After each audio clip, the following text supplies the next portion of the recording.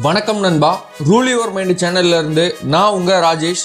இன்னைக்கு நம்ம மியூச்சுவல் ஃபண்டுனா என்ன, அதுல எத்தனை டைப் இருக்கு, ஸ்பெசிஃபிக்கா எல்லாருக்கும் தெரியாத அல்லது குறைவான பேருக்கு மட்டும் தெரிஞ்ச லோ ரிஸ்க் மியூச்சுவல் ஃபண்டு எதுன்னு பார்க்க போறோம். நான் இன்னைக்கு ஒரு மியூச்சுவல் ஃபண்டு இன்வெஸ்ட்மெண்ட் பண்றதுக்கு முன்னாடி என்ன செக் பண்ணா போதும் அப்படின்னு தான் சொல்ல போறேன். வீடியோக்குள்ள போறதுக்கு முன்னாடி ஒரு லைக் போட்டுட்டு பாருங்க நண்பா. நீங்க இதுவரைக்கும் நம்ம சேனலை சப்ஸ்கிரைப் பண்ணலனா சப்ஸ்கிரைப் பண்ணி நோட்டிபிகேஷனும் ஆல் கொடுத்துருங்க. See you on top. வாங்க வீடியோக்குள்ள போலாம். ஃபர்ஸ்ட், மியூச்சுவல் ஃபண்டுனா என்ன? மியூச்சுவல் ஃபண்டுனா என்ன அப்படின்னு சொல்றதுக்கு முன்னாடி ஒரு எக்ஸாம்பிளோட பார்த்துடலாம். இப்போ நான் கரூர்ல இருந்து சென்னைக்கு போகணும் அப்படின்னா என்கிட்ட ரெண்டு வழி இருக்கு. என் சொந்த காரை எடுத்துட்டு நானே டிரைவ் பண்ணிக்கிட்டு போகலாம். ஏன்னா எனக்கு டிரைவிங் தெரியும், எந்த வழியா போகணும்னு தெரியும். அதனால செல்ஃப் டிரைவ் பண்ணிட்டு ஜாலியா போகலாம். இன்னொரு வழி இருக்கு. இதுவே நான் நல்லா படிச்ச வெல் எஜுகேட்டட் பர்சன், எனக்கு டிரைவிங்ல அந்த அளவுக்கு இன்ட்ரெஸ்ட் இல்லை அப்படின்னும் போது நான் ஒரு ப்ரொஃபஷனல் டிரைவரை ஹையர் பண்ணி அவர்கிட்ட எனக்கு சென்னை போனா போதும், உங்களுக்கு எந்த வழி தெரியுமோ, என்ன ஸ்பீட்ல போனா கரெக்டா இருக்குமோ அப்படி போங்கன்னு டைரக்ஷன் மட்டும் கொடுக்கலாம். இதுதான் ஸ்டாக் மார்க்கெட்டுக்கும் மியூச்சுவல் ஃபண்டுக்கும் உள்ள டிஃபரன்ஸ். ஸ்டாக் மார்க்கெட் அப்படின்னா நம்ம ஓன் ரிஸ்க் எடுக்கணும், நமக்கு மார்க்கெட் அனலைஸ் பண்ண தெரியணும், நம்ம அடிக்கடி செக் பண்ணிக்கிட்டே இருக்கணும். மியூச்சுவல் ஃபண்ட் அப்படின்றது நம்ம அந்த டிரைவரை ஹையர் பண்ற மாதிரி, அதுக்குன்னு தனியா ஃபண்ட் மேனேஜர் இருப்பாங்க. அவங்க நம்ம கொடுக்கிற பணத்தை இன்வெஸ்ட்மெண்ட் பண்ணி நமக்கு ரிட்டர்ன் எடுத்து கொடுப்பாங்க. மியூச்சுவல் ஃபண்டுனா என்னன்னா, கலெக்ட் மணி ஃப்ரம் பீப்புள். உங்களை மாதிரி என்ன மாதிரி பீப்புள் கிட்ட பணத்தை வாங்கி அதை ஈக்விட்டி, டெப்ட், கவர்மெண்ட் பாண்ட்ஸ், செக்யூரிட்டிஸ்ல ரீஇன்வெஸ்ட்மெண்ட் பண்ணுவாங்க. உதாரணத்துக்கு 100 பேர் இருக்காங்க அப்படின்னா அவங்க கிட்ட மொத்தமா பணத்தை வாங்கி டிஃபரண்ட் செக்டார்ல ரீஇன்வெஸ்ட்மெண்ட் பண்றது. இப்போ அதுல 100 ரூபாய் லாபம்னா அதை அப்படியே தரமாட்டாங்க, சம் போர்ஷன் எடுத்துக்குவாங்க.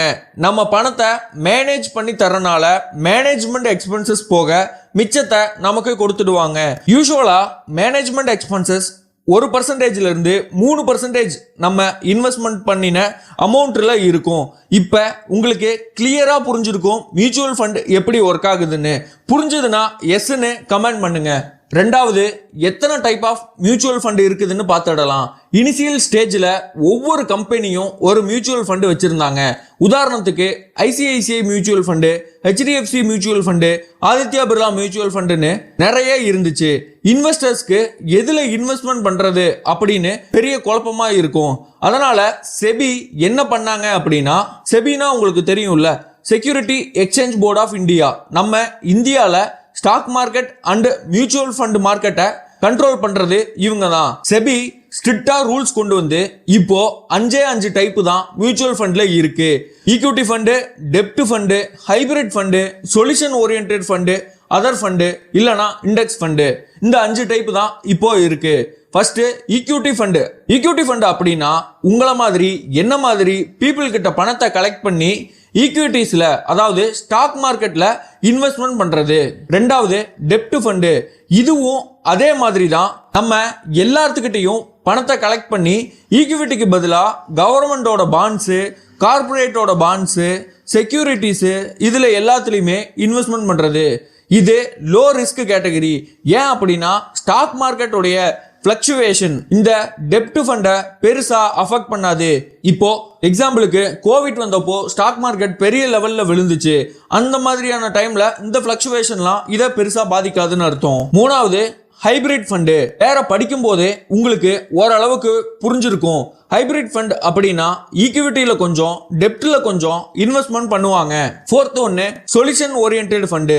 சில பேர் என் பொண்ணோட கல்யாணத்துக்காக சேர்த்துறேன், என் குழந்தையோட படிப்பு செலவுக்காக சேர்த்துறேன் அப்படின்னு சொல்லுவாங்க இல்லையா, அதுதான் சொல்யூஷன் ஓரியன்டட் ஃபண்டு. நம்ம எப்ப வேணும்னாலும் போட்டுக்கலாம். ஃபிஃப்த் ஒன்னு, அதர் ஃபண்டு இல்லனா இண்டெக்ஸ் ஃபண்டு. இண்டெக்ஸ் ஃபண்டுனா நம்மள மாதிரி பீப்புள் கிட்ட ஃபண்ட்ஸை கலெக்ட் பண்ணி நிஃப்டியில இருக்கிற அந்த 50 கம்பெனிஸ்ல இன்வெஸ்ட்மெண்ட் பண்ணுவாங்க, இல்லனா சென்செக்ஸ்ல இன்வெஸ்ட்மெண்ட் பண்ணுவாங்க. ஸோ இதுதான் டைப்ஸ் ஆஃப் மியூச்சுவல் ஃபண்டு. ஓரளவுக்கு புரியுற மாதிரி சொல்லியிருக்கேன்னு நம்புறேன். மூணாவது, இன்னைக்கு நான் ஒரு ஸ்பெசிபிக் டைப்பான மியூச்சுவல் ஃபண்டை பத்தி தான் சொல்ல போறேன். நம்ம எல்லாருக்குமே மியூச்சுவல் ஃபண்டை பத்தி ஒரு ஐடியா இருக்கும். எல்லாருமே நிறைய சம்பாதிக்கணும், ஆனா நிறைய ரிஸ்க் எடுக்க கூடாதுன்னு நினைப்போம். நம்மள மாதிரி மெஜாரிட்டி பீப்புள் ஈக்விட்டி ஓரியன்டட் ஃபண்ட்ல தான் இன்வெஸ்ட்மெண்ட் பண்ணணும், இது ஒண்ணுதான் வழி, வேற வழி இல்லைன்னு நினைச்சிட்டு இருப்போம். ஆனா இது மட்டும்தான் வழியான்னு கேட்டா கிடையாது. அதனால தான் இன்னைக்கு டெப்ட் ஃபண்டுனா என்னன்னு பார்க்க போறோம். டெப்ட் ஃபண்டில் முக்கியமா எதை பத்தி பார்க்க போறோம் அப்படின்னா லிக்விட் ஃபண்டுனா என்னன்னு தான் பார்க்க போறோம். Liquid funds mutual fund companies ஃபண்ட்ஸை கலெக்ட் பண்ணி செக்யூரிட்டியில இன்வெஸ்ட்மெண்ட் பண்ணுவாங்க. இதோட maturity days up to 91 days. இதுக்கு லாகின் பீரியட் எதுவும் கிடையாது. லிக்விட் ஃபண்டை பத்தி தான் அனலைஸ் பண்ண போறோம். இது யாருக்கு யூஸ்னு